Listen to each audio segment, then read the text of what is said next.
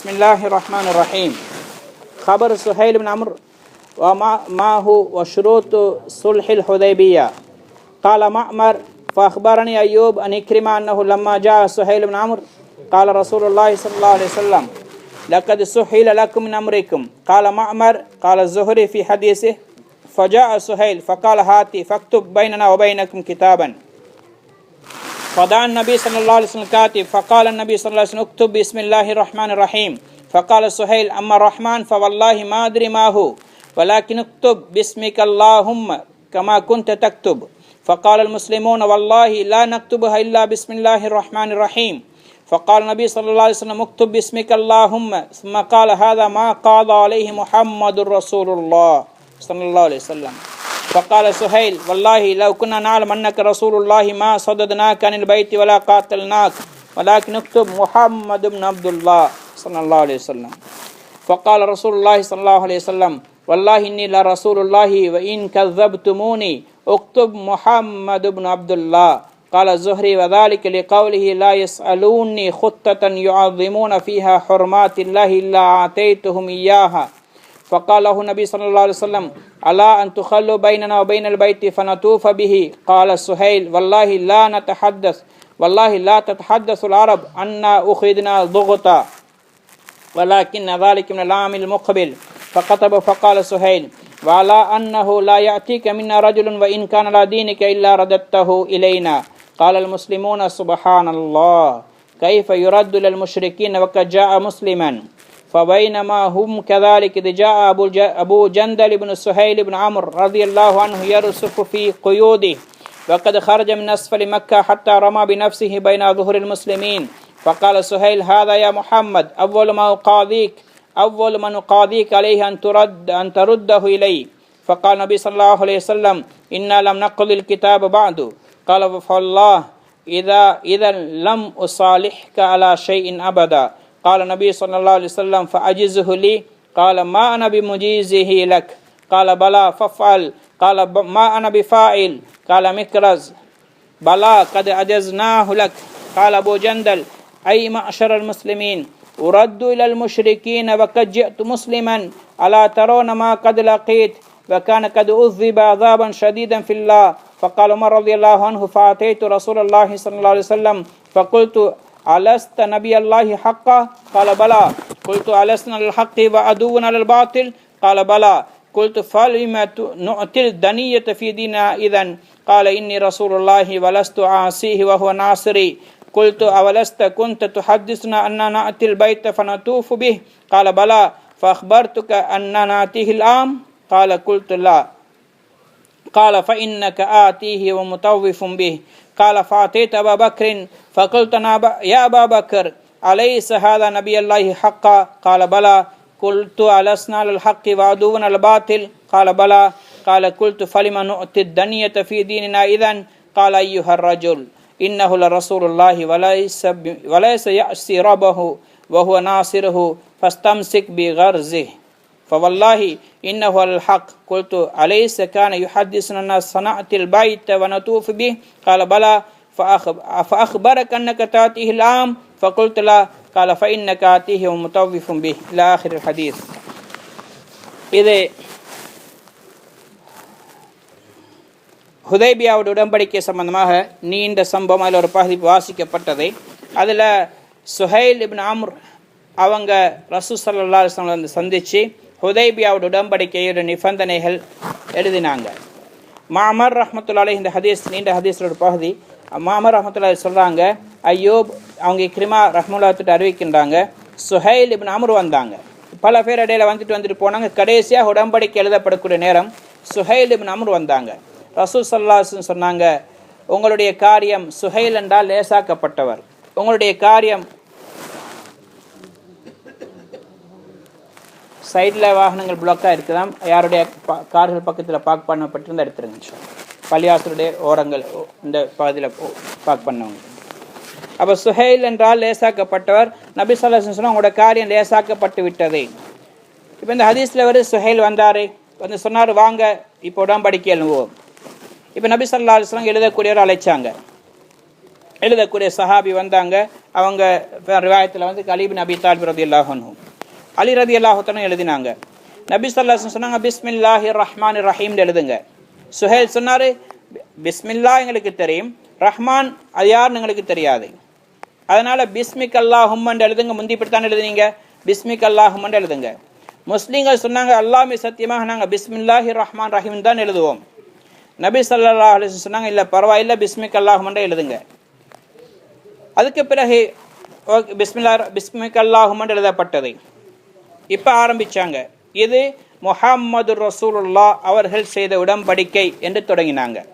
முஹம்மது ரசூல்லான்னு சொன்னோன்னே அவன் சொன்னார், சுஹைல் பின் அம்ர் சொன்னார், நீங்கள் ரசூலுல்லாஹ் நாங்கள் ஏற்றுக்கொண்டிருந்தா காபத்துல்லாக்கு வரவானே நாங்கள் தடுக்கணும், உங்களோட இதுக்கு சண்டை பிடிக்கணும். நீங்கள் ரசூல்லா நாங்கள் ஏற்றுக்கொள்ளலாம், எனக்கு போகிறேன் முகமது ரசூல்லாண்டுக்கு எழுதணும். முஹம்மது பின் அப்துல்லான்னு எழுதுங்க, ரசூல்லாவை எடுத்துருங்க.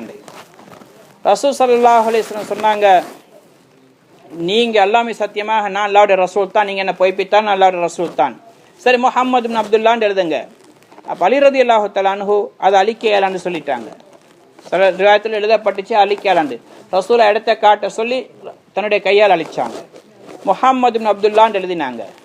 அதுக்கு ஏண்டா ரசூல் ஸல்லல்லாஹு அலைஹி வஸல்லம் முன்னாடி சொன்னாங்க, இவங்க எந்த ஒரு விஷயத்தையும் கூட அல்லாஹ்வுடைய ஹுர்மாத்தை கண்ணியப்படுத்தும் விஷயத்தில் எண்ணத்தில் எதை கேட்டாலும் அதுக்கு விட்டு கொடுப்பேன்னு சொன்னாங்க. அதனால் இந்த விஷயத்துக்கு உடன்பட்டாங்க. இப்போ நபி ஸல்லல்லாஹு அலைஹி வஸல்லம் சொன்னாங்க, இந்த உடன்படிக்கை என்னன்னு சொன்னால், எங்களுக்கும் காபத்துல்லாக்கு மத்தியில் நீங்கள் இடம் உண்டாக்கி தர வேண்டும், நாங்கள் போய் தவாஃப் செய்வோம். சுஹைல் சொன்னார், அல்லாஹ்மே சத்தியமாக அதை இந்த வருஷம் உங்களுக்கு அனுமதி தர இயலாது. நாங்கள் அப்படி அனுமதி கொடுத்த அரபிகள் பேசிக்கொள்வாங்க, இவங்க ஒரு ப்ரெஷர் ஏற்பட்டுத்தான், நிர்பந்தத்துக்குள்ளாகித்தான் இவங்க அரபிகள் இடம் கொடுத்துட்டாங்க, குறைஷிகள் முஹம்மது ஸல்லல்லாஹு அலைஹி வஸல்லம் அவருடைய சஹாபாக்களின் காபத்துல்லாக்கு வரும்படி என்று நாங்கள் பழிக்கப்படுவோம் என்பதனால் அனுமதி தர முடியாது. ஆனால் வார வருஷம் வந்து நீங்கள் வந்து உம்ரா செய்து கொள்ளுங்க. ரசூலுல்லாஹ் சொன்னாங்க, சரி பரவாயில்லை. அடுத்து சொன்ன அவரோட நிபந்தனை, எங்களில் யாராவது உங்களோட மார்க்கத்தை ஏற்றுக்கொண்டு இஸ்லாத்தை ஏற்றுக்கொண்டு உங்கள்கிட்ட மதீனாவுக்கு வந்தால் ஹிஜ்ரத் செஞ்சு அவரை நீங்கள் திருப்பி அனுப்பணும்.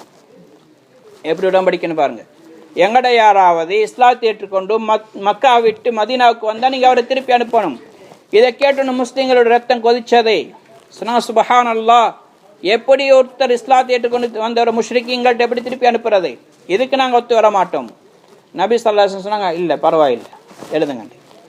அப்போ அந்த நேரம் பார்த்து இன்னும் இந்த விஷயத்தை எழுதலை, பேச்சு நடக்கும் பொழுது அபூ ஜந்தல் இப்னு சுஹைல் பின் அம்ர், இதே சுஹைல் பின் அம்ருடைய மகன் அபூ ஜந்தல் ரலியல்லாஹு தஆலா அன்ஹு, அவங்களுடைய விலங்குகள் மாட்டப்பட்டு சங்கிலிகள் கட்டப்பட்ட நிலைமையில் மக்காவுடைய பகுதியிலிருந்து பல காயங்களோடு அப்படியே வந்து விழுந்தார். இழுபட்டு கொண்டு வந்து கஷ்டத்தோடு வந்து விழுந்தார்.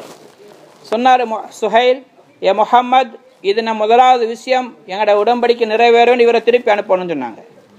ரசூல் ஸல்லல்லாஹு அலைஹி வஸல்லம் சொன்னாங்க, இன்னும் நாங்கள் எழுதவே இல்லையே, பேச்சு தான் நடக்குது, இப்போ இன்னும் உடன்படிக்கை பூர்த்தி ஆகல, அதனால் நீங்கள் இவரை விட்டுடுங்க சொன்னாங்க. அப்படி நான் உடன்படிக்கைக்கு நான் தயாரில்லை, எழுத மாட்டேன்னு சொன்னார். ரசூல் ஸல்லல்லாஹு அலைஹி வஸல்லம் சொன்னாங்க, சரி உடன்படிக்கை விடுங்க, எங்கள் 2 பேருக்கு மத்தியில் தொடர்புனால் எனக்காக வேண்டிய அதை விட்டு கொடுங்களேன்னு கேட்டாங்க. அவன் சொன்னான், நான் இதை விட்டு கொடுக்க மாட்டேன். திரும்ப கேட்டாங்க, திரும்ப விட்டு கொடுங்களேன், திரும்ப அவன் எனக்கேலான்னு சொன்னார். மிக்ரஸ் இன்னொரு காஃபிரும் வந்திருந்தார், சுஹைலுக்கு முன்னாடி வந்தவர், அவரும் அங்கே இருந்தார். மிக்ரஸ் சொன்னார், இல்லை நாங்கள் உங்களுக்கு அவர் விட்டு கொடுத்துட்டோம். ஆனால் அவர் சுஹைல் அவருக்கு என்ன பதில் கொடுத்தான்னு தெரியல. ஆனால் வேற விவாதத்தில் உடன்படிக்கைக்கு அவர் ஒத்து வரல என்பதனால அபூ ஜந்தலை திரும்ப அனுப்பும்படி சொன்னாங்க. அபூ ஜந்தல் ரலியல்லாஹு சொன்னாங்க, ஏன் முஸ்லீம்களே, நான் முஷ்ரிக்கீன்கள்ட்ட திரும்பி போகிறதா பாருங்க, நிலைமை நான் இஸ்லாத்தை ஏற்றுக்கொண்டு வந்திருக்கிறேன், எனக்கு ஏற்பட்டிருக்கக்கூடிய கஷ்டங்களை பாருங்கள், உடம்பெல்லாம் காயமாக இருந்துச்சு, ரத்தம் கொட்டி கொண்டிருக்கு. இதை பார்த்து சஹாபாக்கள் அழத் தொடங்கிட்டாங்க. அவன் நிலைமையை பார்த்து உமர் ரலியல்லாஹு தனக்கு ஆத்திரம் தாங்கல்ல.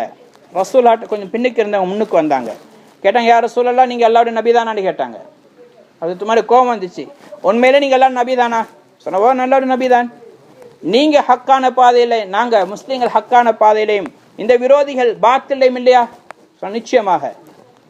அப்போ எதுக்கு நாங்கள் மார்க்கத்தில் கேவலப்படணும், நாங்கள் எதுக்கு நாங்கள் இவனுக்கு அடிபடணும், இதுக்கு அடிபணிய தேவையில்லைன்னு சொன்னாங்க. ரசூல் ஸல்லல்லாஹு அலைஹி வஸல்லம் சொன்னாங்க, நான் அல்லாஹ்வுடைய ரசூல், அதனால் நான் அல்லாஹ்வுக்கு மாறு செய்ய மாட்டேன், அல்லாஹ்வுடைய தீர்ப்பு தான், அல்லாஹ் எனக்கு உதவி செய்வான். அப்போ நீங்கள் சொன்னீங்க தானே, இப்போ திருப்பி கேட்டாங்க, நாங்கள் காபத்துல்லாக்கு வந்து தவாஃப் செய்வோம்னு சொன்னீங்க தானே, ரசூலா சொன்னால் நான் சொன்னேன் தானே, இந்த வருஷம் வருவேன்டா சொன்னேன், வருவோன்னு தான் சொன்னேன். இந்த வருஷம் சொல்லலே, நாங்கள் வருவோம் இன்ஷா அல்லாஹ், இந்த வருஷம் அல்ல. அப்போ உமருக்கு இன்னும் கோபம் தாங்கல. ஹதரத் அபூபக்கர்ட்ட வந்தாங்க. அபூபக்கர் அங்கே இருக்கிற கொஞ்சம் தூரத்தில் இருந்தாங்க. கேட்டாங்க, அபூபக்கர் தானே வந்து இந்த இவங்க எல்லாம் நபி இல்லையாண்டு கேட்டாங்க ரசூல்லாவை. உண்மையான நபி தானே? ஓ நிச்சயமாக. நாங்கள் ஹக்கான பாதையிலையும் இந்த காஃபிர்கள் பாத்திலையும் இல்லையா? நிச்சயமாக நாங்கள் ஹக்கில் இருக்க, அவங்க பாத்தில் இருக்கிறாங்க. அப்போ நாங்கள் எதுக்கு கேவலப்பட்டு போகணும்? அது அபூபக்கருடைய கருத்தை பாருங்க, ரசூலாவுடைய கருத்துக்கு தோதுவாக தான் இருந்துச்சு. ரசூலா இங்கே சொன்னால் அவருக்கு தெரியாது. அது அபூபக்கர் தான் சொன்னாங்க, என் மனிதரே, உமரை பார்த்து சொன்னாங்க, என் மனிதரே நல்லா நினைச்சு கொள்ளுங்க, அவர் அல்லாவுடைய ரசூல் தான். அவங்க தன்னுடைய அல்லாஹ்க்கு மாறு செய்ய மாட்டாங்க. அந்த அல்லாஹ் அவருக்கு நிச்சயமாக உதவி செய்வான். எனவே அவருடைய போதனைகளை பற்றி பிடித்துக் கொள்ளுங்க, அவருடைய கட்டளையை பற்றி பிடித்துக் கொள்ளுங்க, அவங்க சொல்லதை கேளுங்க. அல்லாஹ் சத்தியமாக ஹக்கான பாதை மீது இருக்கின்றார்கள். இப்போ அவங்க திருப்பி கேட்டாங்க, என்ன அவர் எங்கள்கிட்ட சொன்னார் தானே ரசூலுல்லாஹ், நாங்கள் காபத்துல்லாஹ்க்கு வரோம், தவாப் செய்வோம்டே. அதை அபூபக்கர் கேட்டாங்க, என்ன இந்த வருஷம் வரும்டா சொன்னாங்க? ரசூலா சொன்னதே பதித்தான், இந்த வருஷம் வரண்டா சொன்னாங்க, வருவோன்னு சொன்னாங்க, ஆனால் இந்த வருஷம் சொல்லலே, வார வருஷம் வருவோம், பிரச்சனை இல்லைன்னு சொன்னாங்க. ஹதரத் உமர் ரலியல்லாஹு அன்ஹு சொன்னாங்க, இந்த பேச்சு கேட்டது பிறகு நான் இவ்வாறு நான் ரசூலுல்லாஹ் சம்பந்தமாக பேசுறதுக்காக வேண்டி மனம் வருந்தி பல அமல்கள், பல தௌபாக்கள், பல சதக்காக்கள் செஞ்சு அந்த பாவத்தை நான் கழுவினேன்னு சொன்னாங்க. அதுக்கு பிறகு எழுதி முடிச்சாச்சு. இப்போ நபி ஸல்லல்லாஹு அலைஹி வஸல்லம் அவங்க சொன்னாங்க தன்னுடைய சஹாபாக்களை பார்த்து, நீங்கள் எலும்புங்க, எலும்பி கொண்டு ஒட்டகங்கள் எல்லாம் அருங்கன்னு சொன்னாங்க. ரசூலா சொன்னதுக்கு பிறகு நிறைய சஹாபாக்களை ஒத்தர் கூட எலும்பல்ல. ஏன்னா அவங்களுக்கு சரியான ஆத்திரம், நாங்கள் எதுக்கு இவ்வாறு கேவலப்பட்டு போகணும்? இப்போ நீண்ட சம்பவம் இன்ஷால்லாஹ் பின்னாடி வருது.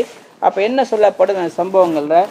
சுலஹ் ஹுதைபியாவோட உடன்படிக்கை மாறி ஒன்று தான் எங்கள் நாட்டில் நடந்திருக்கு. நாங்கள் இந்த நிலைமை நல்லா விளங்கிக் கொள்ளணும். நாங்கள் எதுக்கு ஹலாலை விட்டு கொடுக்கணும், அதை எதுக்கு விட்டு கொடுக்கணும், இதை எதுக்கு விட்டு கொடுக்கணும்? நாங்கள் பேசுகிறோமே, அறியாமையினால் பேசி கொண்டிருக்கிறோம். ஜமியத்துல் உலமாவோ மற்ற புத்திஜீவிகளோ மஷூரா பண்ணி ஆலோசனை செஞ்சு தான் விட்டு கொடுத்தாங்க, ஆனால் அது நஷ்டமாக போகலை.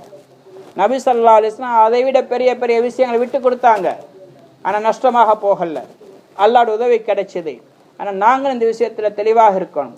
தெரியலையா வாயை திறக்கக்கூடாது, அறிவில்லையா மௌனமாக இருக்கணும், வாயை கொடுத்து பேசி ஈமான் இழந்துடக்கூடாது, அல்லாஹ்வுடைய கோபப்பார்வை அடைஞ்சிடக்கூடாது. சிலவங்க ஃபேஸ்புக்லையும் யூடியூப்லையும் கொமெண்ட்ஸ் அடிக்கிறது, அவனு முஸ்லீமுண்டே தெரியாத உருவத்தை பார்த்தா கொமெண்ட்ஸ் அடிக்கிற பார்த்தா அபூபக்கர் உமர் மாதிரி தானே. அதனால் இதெல்லாம் தேவையான விஷயங்கள். தெரியலையா விட்டு போடுங்க, அல்லாட்ட துவா செய்யுங்க, இந்த நிலைமையை சீராக்கியா அவனோட உதவி இறக்குன்னு கேளுங்க, இல்லாட்டி அமைதியாக இருங்க. இதில் தான் அல்லாஹ் தஆலா பொறுமை மூலமாக அல்லாஹ்வோட உதவி இருக்குது. எங்களுக்கு சொல்லப்பட்ட விஷயங்கள் பொறுமையை கொண்டு தொழுகை கொண்டு உதவி தேடுங்க. இது ரெண்டும் எங்கள்கிட்ட இல்லை, அப்போ எப்படி உதவி கிடைக்கும்? தொழுவுறே இல்லை, 5 நேரம் முறையாக தொழுவுறது இல்லை, 5 நேரம் பேணுதல் இல்லை, ஜும்மா கூட மிஸ் ஆகுது, கொமெண்ட்ஸ் அடிக்கிறார். அப்படி இங்கே பேசுகிறது கூட்ட அரட்டை அடிக்கிற நேரத்தில் ஜமியத்துல் உலமா அவர் மோசம் இவர் மோசம், இவங்கெல்லாம் காசிக்கு அடி பண்ணிட்டாங்க. எங்கடையுமா நாங்கள் இழக்கிறோம் சகோதரர்களே. அதனால் பொறுமையாக இருப்போம், துவா செய்வோம். அல்லாஹ் பார்த்து கொண்டிருக்கிறான், அல்லாஹ்வோட நிச்சயமாக அல்லாஹ்வோட உதவி இருக்குதுன்னு நம்பிக்கை இருந்தால் அல்லாஹ் உதவி செய்வான். அல்லாஹ் நினைக்கும் உங்களுக்கு வழங்கி அல்லாஹ்வுடைய பாதையில் பாடுபடக்கூடியவர்களாகவும் சீரான பாதையில் இருந்து மௌத்தாகக்கூடிய பாக்கியத்தை நசீபாக்குவானாக. அல்லாஹும் நஸ்அலுக்கல் ஹுதா வத்துகா வல் அஃபாஃப வல் கினா. اللهم نسألك الصحة والعفة والأمانة وحسن الخلق والرضا بالقدر. وصلى الله تعالى وسلم نبي الأمي وعلى آله وصحبه وسلم والحمد لله رب العالمين.